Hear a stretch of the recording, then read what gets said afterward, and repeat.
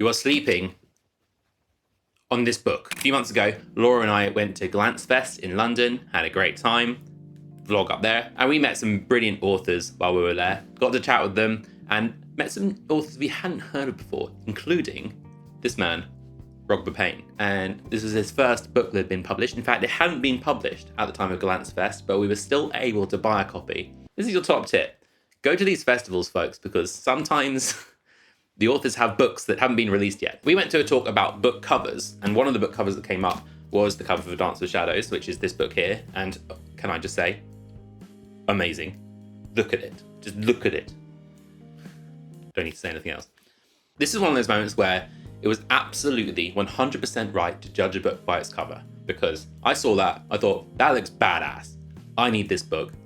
So I bought it. Having met the man, having looked at the cover of his book, and now having read his book, this is the real deal. This guy, this author, this work is the real deal. So let me tell you a bit about it. We got an afro-fantasy kind of setting here. So it's set in a kind of central/north kind of African world. There are many different kind of cultures that have their own kind of like infighting, but there's a kind of an oppressive peace, let's just say, which is being managed by the Palmain Empire, which when I first read it, I thought, oh, it's the Romans. And then, of course, I was like, no, you idiot, it's the British.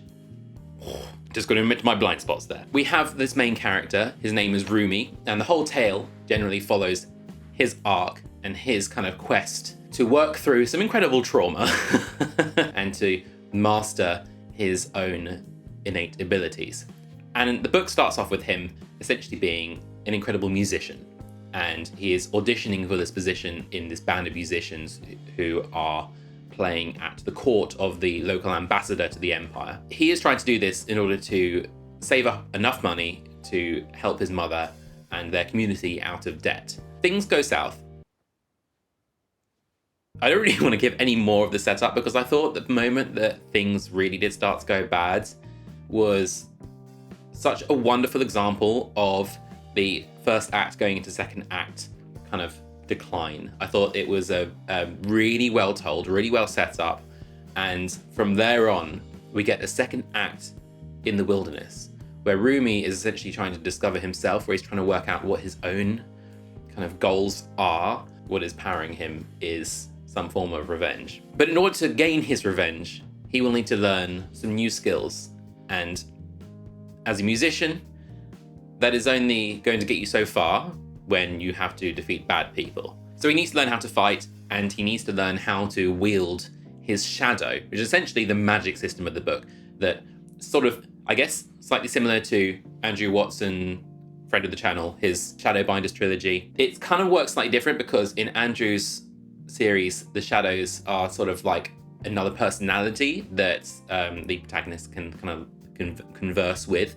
But this is more about channeling shadows in kind of more material ways. I just think the concept is really cool. It's executed really well. But in order to gain mastery over this skill, Rumi has to go on an emotional journey. And that is where the heart of the book is. Rumi's arc, as he kind of comes to terms with the things that have happened to him and how he can then use that emotion, how he can kind of almost gain healing or maybe gain mastery or understanding of those emotions, will enable him to be a powerful shadow wielder. Of course, Rumi's not the only character in the book. There are a number of other clever supporting characters. You have his mother, Adunola, who is also known as Yami. You know, the length to which she will go for her son is really heartwarming and also really heart-wrenching. It carries with Rumi for the rest of the book, you know, his kind of understanding of what she has done for him. There is, of course, an antagonist, a very creepy antagonist, the Priest of Vultures, who uses vultures as his kind of envoys or his spies. And so there's this constant lurking threat as Rumi kind of goes around the story of, you know, seeing vultures around and then knowing essentially that, well, initially not knowing he's being watched, but as it goes on, he kind of understands that those vultures mean bad business. That is used very effectively, very efficiently. I just got to say, the world building is spectacular. It's just these really nice cultural details, the way that people interact with each other, the way they make promises to each other by breaking a cola nut, the way that they swear.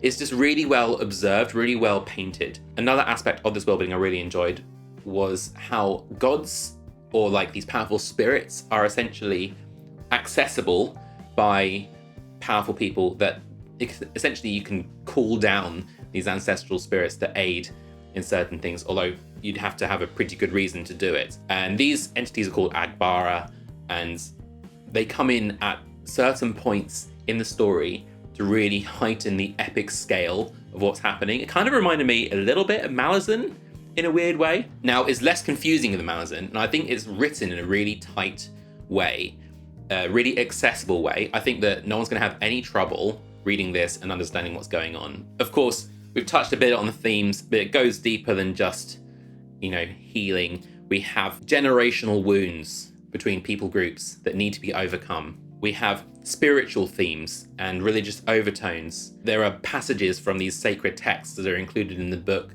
to kind of provide Rumi with some kind of spiritual understanding of what's going on. And you can go as deep as you like in that. I don't think it's necessary for a first reading to kind of fully understand the lore, but I do think it's a really nice touch, and again, adds depth to the world building. And of course, if you have a book about empire, then of course you're going to have a book that deals with themes of subjugation, of slavery, very clear parallels to history on our own world. Rumi, of course, has to work through his own personal struggles to gain healing, but along the way, he is helped by some wise teachers.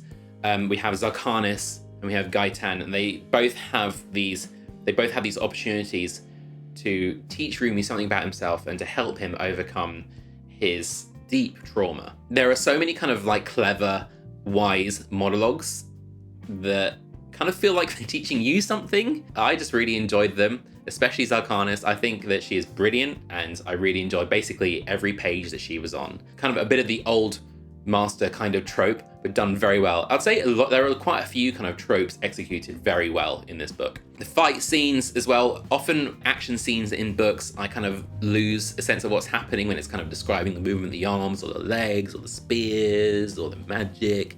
But in this book, what Rogba does is he uses these kind of names of techniques of moves. So we have snake shoots venom, or we got shepherd holds the crook, or we have puppet snatches the strings. And these give you an impression of what's going on, but allow you in your mind to paint the picture yourself for whatever makes sense to you. And I think that's a very effective way of keeping these fight scenes interesting. And I think the last thing I want to say about style in particular is how much Rogba leans into the epic. I mentioned about the Agbara and how they come in certain scenes to really elevate the kind of grandiose scale of it. But we got like characters who just, have a lion as a pet. Cool things like that. People speaking as if they've been alive for thousands of years with that kind of depth of wisdom. I just think there's so much epic scale in this, and I'm really, really excited to see what he writes next, to see if he explores this world further, and to see the epic scales that he can take it to. Considering this is just one book, the ground he covers in this, I think, is extraordinary. So the last thing I want to talk about briefly is how I read it. So I started by reading the hardback, I swapped over to the audiobook, and the audiobook is impeccably narrated by Kevin Mathurin, who is a British actor. I would say he was a little bit slow. I had to speed him up to 1.5 speed for him to sound normal. He speaks with a Nigerian accent in this, which I think really works for the content. I think it kind of lends well to the story that's being told. Some people might struggle with that. I think it was the right choice. I think it just adds an extra kind of level of immersion. So I would highly recommend the audiobook. Now, if you're in the US, you can't buy the hardback yet. And I've spoken to Rogba and he says it's coming, hopefully later this year. But if you are in the US, you can still, to my knowledge, buy the ebook from Amazon, or you can get, I believe, the audiobook still from Audible. Not ideal, but hopefully it's coming. And hopefully you in the US get the same cover as this, because oh my gosh, it's just amazing. So there you go. Final score. I want to give this book 475 calories out of 500. I think it's round up to 5 stars, brilliant book, fantastic debut. I have hardly anything bad to say about it. You just need to go and buy it. If you enjoyed this review, like and subscribe. We love to see your comments. Get down in the comments. Have you read this book? Have you read any other Afrofantasy that you really enjoyed? Go over to @HardysBooks on Instagram and give us a follow, and then head over to hardysbooks.co.uk where you can find our range of secondhand, rare and antiquarian signed modern first editions in the sci-fi and fantasy genre. Thank you very much for watching. We'll catch you in the next one. We've got some exciting stuff coming up. Can't wait to show it to you.